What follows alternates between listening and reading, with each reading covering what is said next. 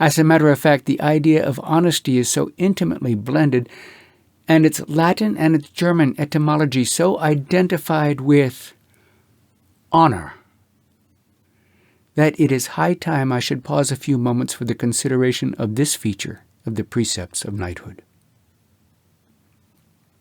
The sense of honor, implying a vivid consciousness of personal dignity and worth, could not fail to characterize the samurai, born and bred to value the duties and privileges of their profession. Though the word ordinarily given nowadays as the translation of honor was not used freely, yet the idea was conveyed by such terms as na, name, menmoku, countenance, waibrun, outside hearing, reminding us respectively of the biblical use of name, of the evolution of the term personality from the Greek mask, and of fame. A good name, one's reputation, the immortal part of oneself, what remains being bestial, assumed as a matter of course, any infringement upon its integrity was felt as shame, and the sense of shame, nanchishin, was one of the earliest to be cherished in juvenile education. You will be laughed at. It will disgrace you. Are you not ashamed? Were the last appeal to correct behavior on the part of a youthful delinquent. Such a recourse to his honor touched the most sensitive spot in the child's heart, as though it had been nursed on honor while it was in its mother's womb. For most truly is honor a prenatal influence, being closely bound up with strong family consciousness. In losing the solidarity of families, says Balzac, society has lost the fundamental force which Montesquieu named honor. Indeed, the sense of shame seems to me to be the earliest indication of the moral consciousness of our race. The first and worst punishment which befell humanity in consequence of tasting the fruit of that forbidden tree was, to my mind, not the sorrow of childbirth, nor the thorns and thistles, but the awakening of the sense of shame. Few incidents in history excel in pathos the scene of the first mother plying with heaving breast and tremulous fingers her crude needle on the few fig leaves which her dejected husband plucked for her. This first fruit of disobedience clings to us with a tenacity that nothing else does. All the sartorial ingenuity of mankind has not yet succeeded in sewing an apron that will efficaciously hide our sense of shame. That samurai was right who refused to compromise his character by a slight humiliation in his youth. Because, he said, dishonor is like a scar on a tree, which time, instead of effacing, only helps to enlarge. Mencius had taught centuries before in almost the identical phrase what Carlyle has latterly expressed, namely that shame is the soil of all virtue, of good manners and good morals. The fear of disgrace was so great that if our literature lacks such eloquence as Shakespeare puts into the mouth of Norfolk, it nevertheless hung like Damocles' sword over the head of every samurai and often assumed a morbid character. In the name of honor, deeds were perpetrated which can find no justification in the code of Bushido.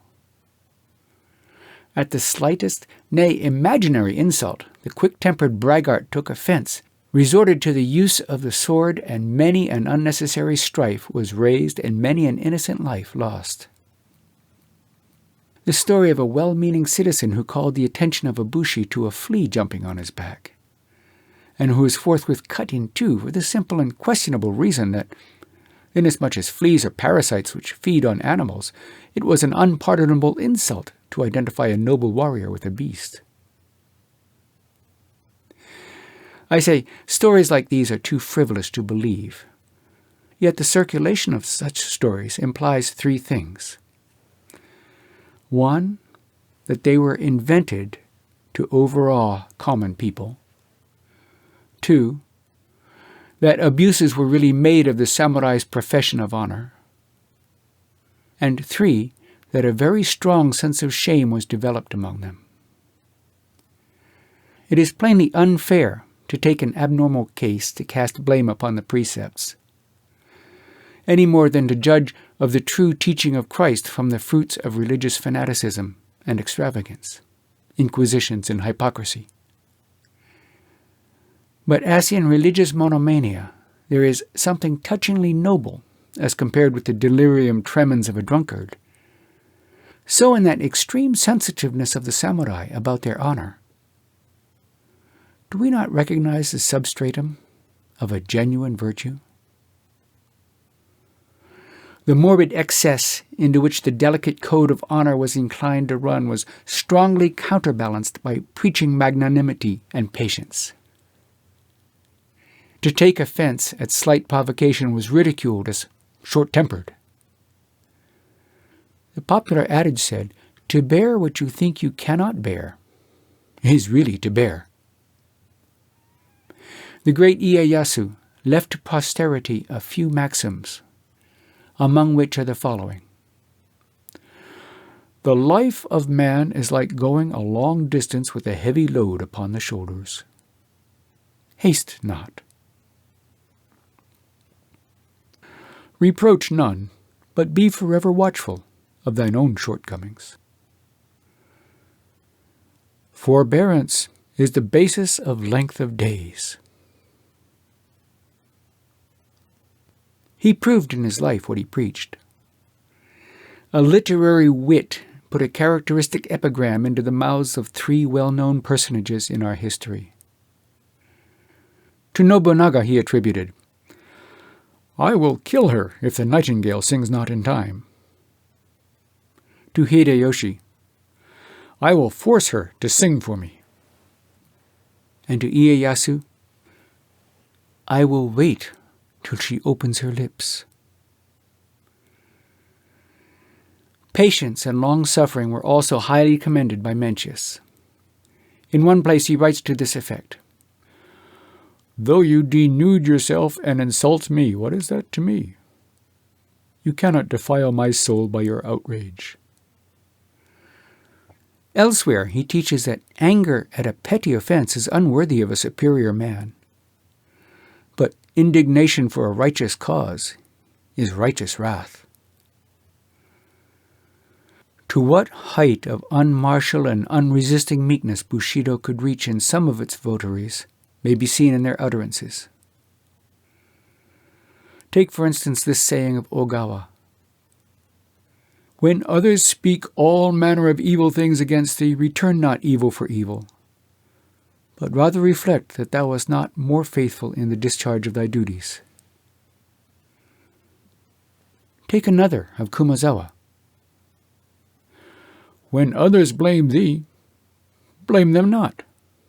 When others are angry at thee, return not anger. Joy cometh only as passion and desire part." Still another instance I may cite from Saigo, upon whose overhanging brows shame is ashamed to sit. "The way is the way of heaven and earth. Man's place is to follow it. Therefore, make it the object of thy life to reverence heaven. Heaven loves me and others with equal love. Therefore, with the love wherewith thou lovest thyself, love others. Make not man thy partner, but heaven, and making heaven thy partner, do thy best. Never condemn others, but see to it that thou comest not short of thine own mark." Some of those sayings remind us of Christian expostulations and show us how far in practical morality natural religion can approach the revealed. Not only did these sayings remain as utterances, but they were really embodied in acts. It must be admitted that very few attained this sublime height of magnanimity, patience, and forgiveness. It was a great pity that nothing clear and general was expressed as to what constitutes honor, only a few enlightened minds being aware that it from no condition rises, but that it lies in each acting well his part. For nothing was easier than for youths to forget in the heat of action what they had learned in Mencius in their calmer moments. Said this sage, "'Tis in every man's mind to love honor, but little doth he dream that what is truly honorable lies within himself and not anywhere else. The honor which men confer is not good honor. Those whom Chow the Great ennobles, he can make mean again." For the most part, an insult was quickly resented and repaid by death, as we shall see later, while honor, too often nothing higher than vainglory or worldly approbation, was prized as the summum bonum of earthly existence. Fame, and not wealth or knowledge, was the goal toward which youths had to strive. Many a lad swore within himself as he crossed the threshold of his paternal home that he would not recross it until he had made a name in the world. And many an ambitious mother refused to see her sons again unless they could return home, as the expression is, caparisoned in brocade. To shun shame or win a name, samurai boys would submit to any privations and undergo severest ordeals of bodily or mental suffering. They knew that honor won in youth grows with age. In the memorable siege of Osaka, a young son of Ieyasu, in spite of his earnest entreaties to be put in the vanguard, was placed at the rear of the army. When the castle fell, he was so chagrined and wept so bitterly that an old counselor tried to console him with all the resources at his command. "Take comfort, sire," said he, "at the thought of the long future before you. In the many years that you may live, there will come diverse occasions to distinguish yourself." The boy fixed his indignant gaze upon the man and said, "How foolishly you talk! Can ever my 14th year come round again?" Life itself was thought cheap if honor and fame could be attained therewith.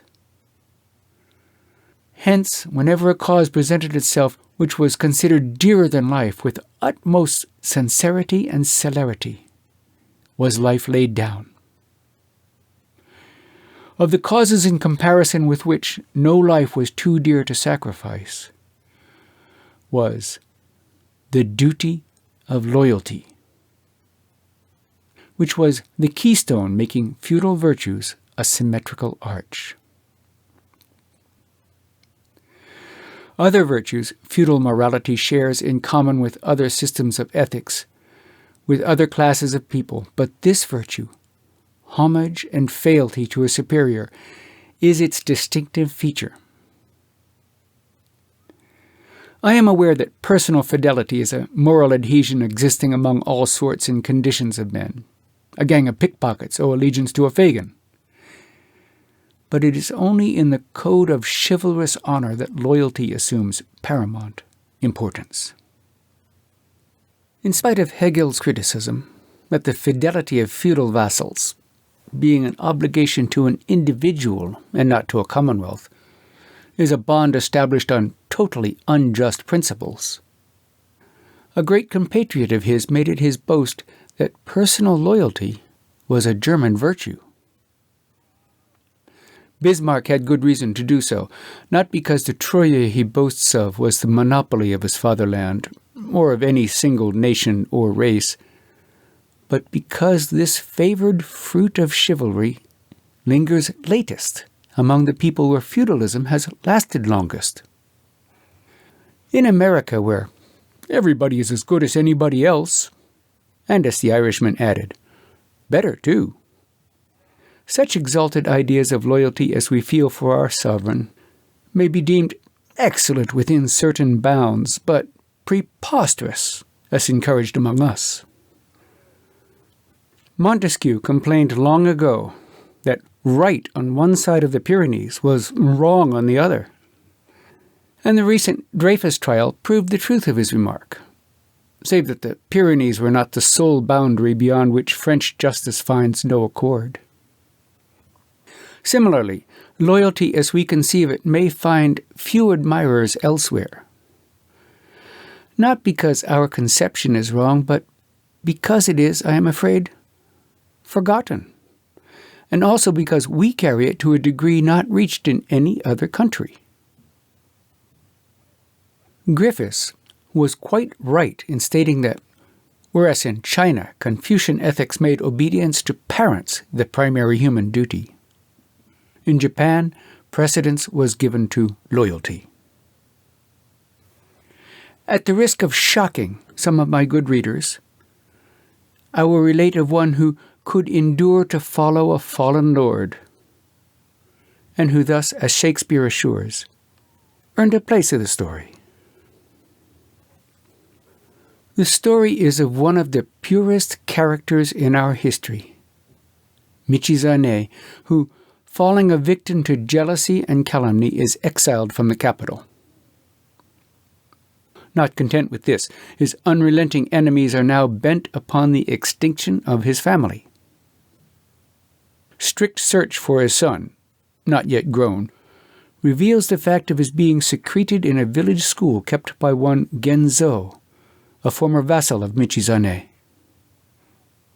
When orders are dispatched to the schoolmaster to deliver the head of the juvenile offender on a certain day, his first idea is to find a suitable substitute for it.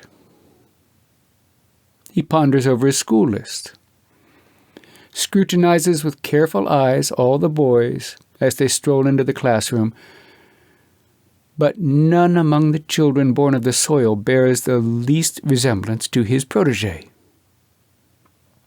His despair, however, is but for a moment, for behold, a new scholar is announced. A comely boy of the same age as his master's son, escorted by a mother of noble mien. No less conscious of the resemblance between infant lord and infant retainer were the mother and the boy himself. In the privacy of home, both had laid themselves upon the altar, the one his life, the other her heart, yet without sign to the outer world. Unwitting of what had passed between them, it is the teacher from whom comes the suggestion. Here, then, is the scapegoat. The rest of the narrative may be briefly told. On the day appointed arrives the officer commissioned to identify and receive the head of the youth. Will he be deceived by the false head? The poor Genzo's hand is on the hilt of the sword, ready to strike a blow either at the man or at himself, should the examination defeat his scheme. The officer takes up the gruesome object before him, goes calmly over each feature, and in a deliberate, businesslike tone pronounces it genuine. That evening in a lonely home awaits the mother we saw in the school. Does she know the fate of her child? It is not for his return that she watches with eagerness for the opening of the wicket. Her father-in-law has been for a long time a recipient of Michizane's bounties, but since his banishment, circumstances have forced her husband to follow the service of the enemy of his family's benefactor. He himself could not be untrue to his own cruel master, but his son could serve the cause of the grandsire's lord. As one acquainted with the exile's family, it was he who had been entrusted with the task of identifying the boy's head. Now the day's, yea, the life's hard work is done. He returns home, and as he crosses its threshold, he accosts his wife, saying, "Rejoice, my wife! Our darling son has proved of service to his lord." What an atrocious story, I hear my readers exclaim. Parents deliberately sacrificing their own innocent child to save the life of another man's. But this child was a conscious and willing victim.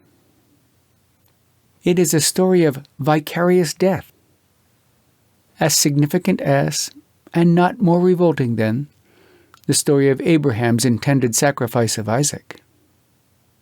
In both cases, it was obedience to the call of duty, utter submission to the command of a higher voice, whether given by a visible or an invisible angel, or heard by an outward or an inward ear. But I abstain from preaching. The individualism of the West, which recognizes separate interests for father and son, husband and wife, necessarily brings into strong relief the duties owed by one to the other. But Bushido held that the interest of the family and of the members thereof is intact, one and inseparable. This interest it bound up with affection, natural, instinctive, irresistible. Hence, if we die for one we love with natural love, which animals themselves possess, what is that? For if ye love them that love you, what reward have ye? Do not even the publicans the same? In his great history, Sanyo relates in touching language the heart struggle of Shigemori concerning his father's rebellious conduct. If I be loyal, my father must be undone. If I obey my father, my duty to my sovereign must go amiss.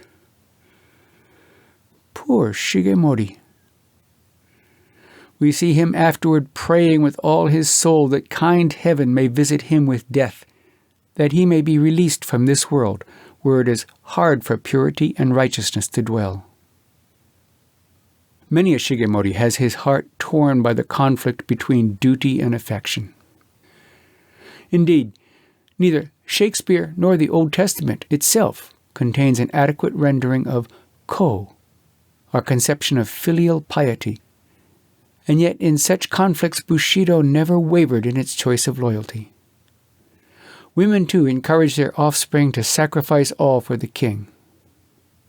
Ever as resolute as Widow Wyndham and her illustrious consort, the samurai matron stood ready to give up her boys for the cause of loyalty. Since Bushido, like Aristotle and some modern sociologists, conceived the state as antedating the individual, the latter being born into the former as part and parcel thereof, he must live and die for it, or for the incumbent of its legitimate authority. Readers of Crito will remember the argument with which Socrates represents the laws of the city as pleading with him on the subject of his escape. Among others, he makes them, the laws or the state, say, "Since you were begotten and nurtured and educated under us, dare you once to say you are not our offspring and servant, you and your fathers before you?" These are words which do not impress us as anything extraordinary. For the same thing has long been on the lips of Bushido, with this modification, that the laws and the state were represented with us by a personal being. Loyalty is an ethical outcome of this political theory. I am not entirely ignorant of Mr. Spencer's view, according to which political obedience, loyalty, is accredited with only a transitional function. It may be so. Sufficient unto the day is the virtue thereof. We may complacently repeat it, especially as we believe that day to be a long space of time, during which, so our national anthem says, tiny pebbles grow into mighty rocks, draped with moss. We may remember at this juncture that even among so democratic a people as the English, the sentiment of personal fidelity to a man and his posterity which their Germanic ancestors felt for their chiefs has, as M. Boutmy recently said, only passed more or less into their profound loyalty to the race and blood of their princes, as evidenced in their extraordinary attachment to the dynasty. Political subordination, Mr. Spencer predicts, will give place to loyalty to the dictates of conscience. Suppose his induction is realized. Will loyalty and its concomitant instinct of reverence disappear forever? We transfer our allegiance from one master to another without being unfaithful to either. From being subjects of a ruler that wields the temporal scepter, we become servants of the monarch who sits enthroned in the penetralia of our heart. A few years ago, a very stupid controversy, started by the misguided disciples of Spencer, made havoc among the reading class of Japan.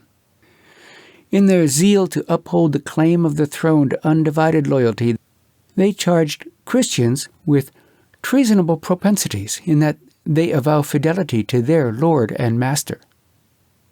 They arrayed forth sophistical arguments without the wit of sophists, and scholastic tortuosities, minus the niceties of the schoolmen.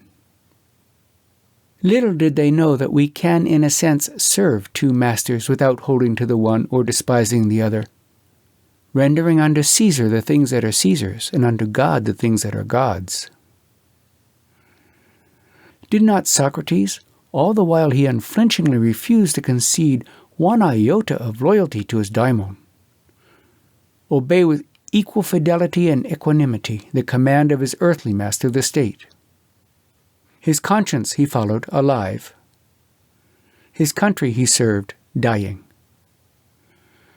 Alack the day when a state grows so powerful as to demand of its citizens the dictates of their conscience. Bushido did not require us to make our conscience the slave of any lord or king. Thomas Mowbray was a veritable spokesman for us when he said, "Myself I throw, dread sovereign, at thy foot. My life thou shalt command, but not my shame. The one my duty owes, but my fair name, despite of death that lives upon my grave, to dark dishonour's use thou shalt not have."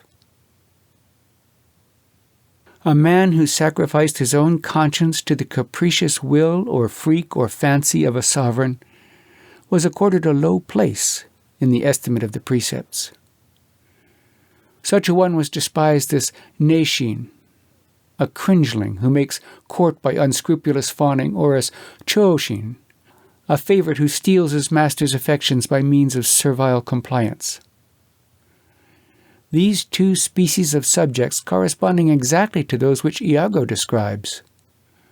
The one, a duteous and knee-crooking knave, doting on his own obsequious bondage, wearing out his time much like his master's ass. The other trimmed in forms and visages of duty, keeping yet his heart attending on himself. When a subject differed from his master, the loyal path for him to pursue was to use every available means to persuade him of his error, as Kent did to King Lear. Failing in this, let the master deal with him as he wills. In cases of this kind, it was quite a usual course for the samurai to make the last appeal to the intelligence and conscience of his lord, by demonstrating the sincerity of his words with the shedding of his own blood. Life being regarded as the means whereby to serve his master, and its ideal being set upon honor, the whole education and training of a samurai were conducted accordingly.